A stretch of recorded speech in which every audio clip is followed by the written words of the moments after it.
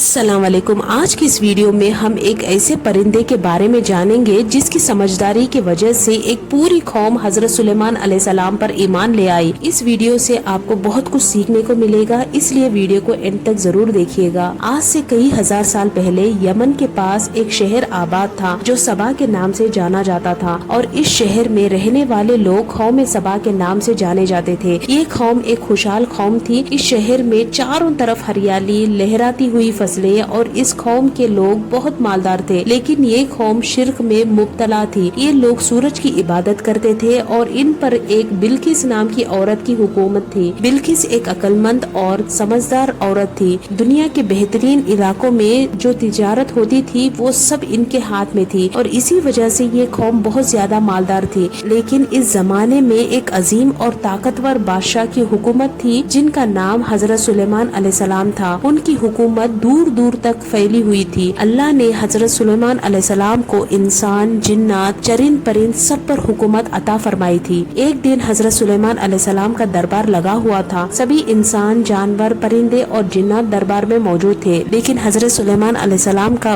वफादार परिंदा हुदूद दरबार में मौजूद नहीं था। वैसे तो सभी परिंदे हजरत सुलेमान अलैहिस्सलाम का हुक्म मानते थे, लेकिन हुदूद हजरत सुलेमान अलैहिस्सलाम की सबसे ज्यादा खिदमत करने वाला परिंदा था। जब हजरत सुलेमान अलैहिस्सलाम को पता चला कि हुदूद दरबार में हाजिर नहीं है तो उन्होंने फरमाया कि अगर हुदूद ने अपनी गैर हाजिरी की कोई खास वजह नहीं बताई तो मैं उसे सजा दूंगा या फिर ज़िबा कर दूंगा। हजरत सुलेमान अलैहिस्सलाम के दरबार में जब थोड़ी देर बाद हुदूद हाजिर हुआ तो हजरत सुलेमान अलैहिस्सलाम ने हुदूद से पूछा, तुम कहाँ गायब थे? हुदूद ने जवाब दिया, ऐ अल्लाह के प्यारे नबी, मैं आज उड़ते उड़ते एक ऐसे मुल्क पहुँच गया जहाँ के लोग शिर्क में मुब्तला है। मैंने आज ऐसी कौम देखी जिनके ऊपर एक मलिका हुकूमत करती है जिसका नाम बिल्किस है। मैंने देखा कि वो लोग सूरज की इबादत करते हैं और उसको खुदा मानते हैं। बिल्किस एक बहुत बड़े तख्त पर बैठकर हुकूमत करती है जिसमें बहुत सारे हीरे, जवाहिरात और कीमती पत्थर जड़े हुए हैं। हजरत सुलेमान अलैहिस्सलाम ने फरमाया, अगर तुम्हारी ये बात सच है तो मेरा ये खत उस मलिका तक पहुँचाओ ताकि वो शिर्क से बाज आ जाए, और जब तुम वहाँ खत पहुँचाओ तो ये देखना कि वो क्या करती है, मेरी बात मानती है या नजरअंदाज करती है, फिर वापस आकर मुझे सब कुछ बताना। फिर हजरत सुलेमान अलैहिस्सलाम ने मलिका बिल्किस के नाम एक खत लिखा जिसमें उन्होंने लिखा, एक खत सुलेमान अलैहिस्सलाम की तरफ से है। उस खत में लिखा हुआ था, अल्लाह के नाम से शुरू करता हूँ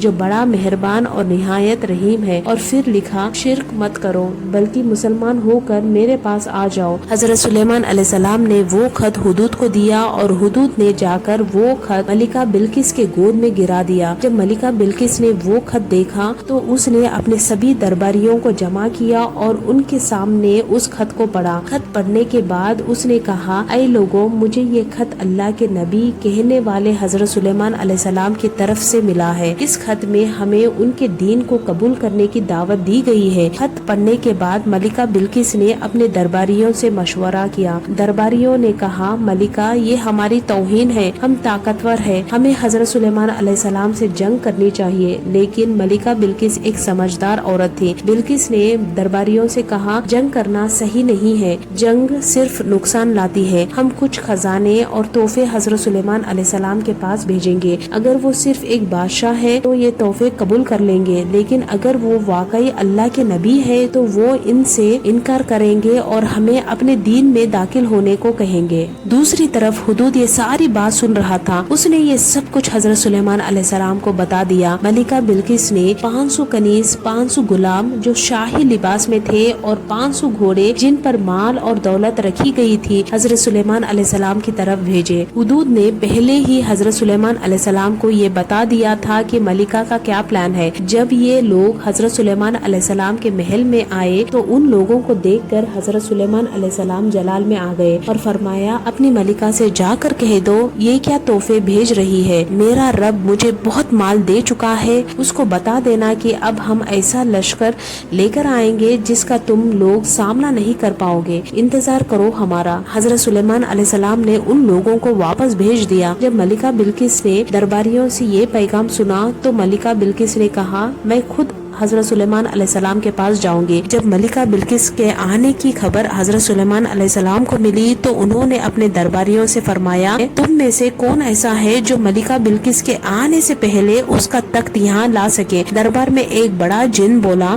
حضور میرے پاس ایک قابلیت ہے کہ میں اس تخت کو اپنے دربار کے ختم ہونے سے پہلے لا سکتا ہوں۔ حضرت سلیمان علیہ السلام نے فرمایا، اس سے بھی جلدی کون لا سکتا ہے؟ دربار میں ایک شخص تھا جو اللہ کے بہت بڑے ولی تھے، انہوں نے فرمایا، حضور میں ملکہ بلقیس کا تخت آپ کی پلک جھپکنے سے پہلے حاضر کر دوں گا۔ پھر انہوں نے اللہ تعالیٰ کے عطا ہوئی طاقت سے ملکہ بلقیس کا تخت ملک سبا سے بیت المقدس یعنی حضرت سلیمان علیہ السلام کے محل میں پلک جھپکنے سے پہلے حاضر کر دیا۔ یہ دیکھ کر حضرت سلیمان علیہ السلام نے فرمایا، یہ جو تخت اتنی جلد آیا ہے یہ میرے رب کا فضل ہے۔ پھر حضرت سلیمان علیہ السلام نے اس تخت میں تھوڑا تبدیلی کر دی، یہ دیکھنے کے لیے کہ کیا ملکہ بلقیس اپنے تخت کو پہچان پاتی ہے یا نہیں۔ اور ملکہ بلقیس کے آنے سے پہلے حضرت سلیمان علیہ السلام نے ایک ایسی عمارت بنوائی جس کا فرش شیشے کا تھا اور اس کے نیچے پانی بہہ رہا تھا جس میں مچھلیاں اور دوسرے جانور تھے۔ جب ملکہ بلقیس محل میں حاضر ہوئی تو حضرت سلیمان علیہ السلام نے اس کو تخت دکھایا اور پوچھا، کیا یہ تمہارا تخت ہے؟ ملکہ بلقیس یہ دیکھ کر حیران ہو گئی کہ اتنا بڑا تخت یہاں اتنی جلدی کیسے آ گیا۔ اس نے کہا،